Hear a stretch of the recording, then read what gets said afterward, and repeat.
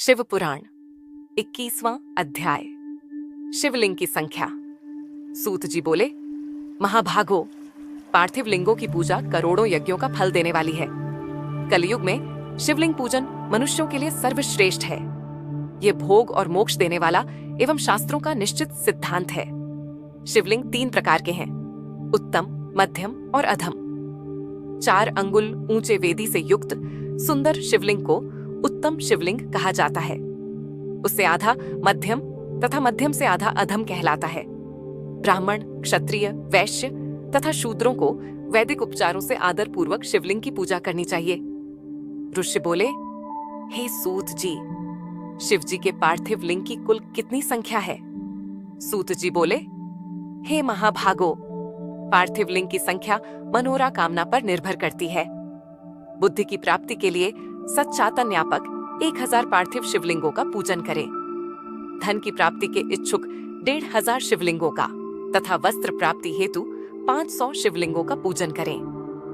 भूमि का इच्छुक 1000, दया भाव चाहने वाला 3000, तीर्थ यात्रा करने की चाह रखने वाले को 2000 तथा मोक्ष प्राप्ति के इच्छुक मनुष्य 1 करोड़ पार्थिव लिंगों की वेदोकान विधि से पूजा आराधना करें।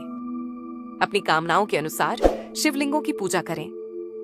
पार्थिव लिंगों की पूजा करोड़ों यज्ञों का फल देने वाली है तथा उपासक को भोग और मोक्ष प्रदान करती है। इसके समान कोई और श्रेष्ठ नहीं है, अर्थात ये सर्वश्रेष्ठ है। शिवलिंगों की नियमित पूजा अर्चना से मनुष्य सभी विपत्तियों से मुक्त हो जाता है। शिवलिंगों का नियमित पूजन भवसागर से तरने का सबसे सरल तथा उत्तम उपाय है। हर रोज लिंग का पूजन वेदोक्त विधि से करना चाहिए। भगवान शंकर का नैवेद्यांत पूजन करना चाहिए। भगवान शंकर की 8 मूर्तियां पृथ्वी, जल, अग्नि, वायु, आकाश, सूर्य, चंद्रमा तथा यज्ञमाना हैं। इसके अतिरिक्त शिव, भवि, रुद्र, उग, भीम, ईश्वर, महादेव तथा पशुपति नामों का भी पूजन करें। अक्षत, चंदन और बेलपत्र लेकर भक्तिपूर्वक शिव जी का पूजन करें तथा उनके परिवार, जिसमें ईशान, नंदी, छंड, महाकाल, भृंगी, वृष, स्कंद, कपर्दीश्वर, शुक तथा सोम है का 10 दिशाओं में पूजन करें। शिव जी के वीरभद्र और कीर्तिमुख के पूजन के पश्चात 11 रुद्रों की पूजा करें। पंचाक्षर मंत्र का जाप करें तथा शतरुद्री और शिवसुत्व का पाठ करें। इसके उपरांत शिवलिंग की परिक्रमा करें, शिवलिंग का विसर्जन करें। रात्रि के समय समस्त देवताओं को उत्तर दिशा की ओर मुख करके ही करना चाहिए। पूजन करते समय मन में भगवान शिव का स्मरण करते रहना चाहिए। जिस स्थान पर शिवलिंग स्थापित हो वहां पर पूर्व, पश्चिम और उत्तर दिशा में न बैठे, क्योंकि पूर्व दिशा भगवान शिव के सामने पड़ती है और इष्ट देव का सामना नहीं रोकना चाहिए। उत्तर दिशा में शक्ति कस्कता देवता अना विराजमान रहती हैं।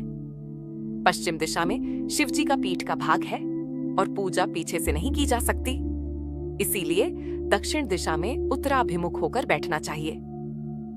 शिव के उपासकों को भस्म से त्रिपुंड लगाकर, रुद्राक्ष की माला, बेल पत्र आदि लेकर भगवान का पूजन करना चाहिए।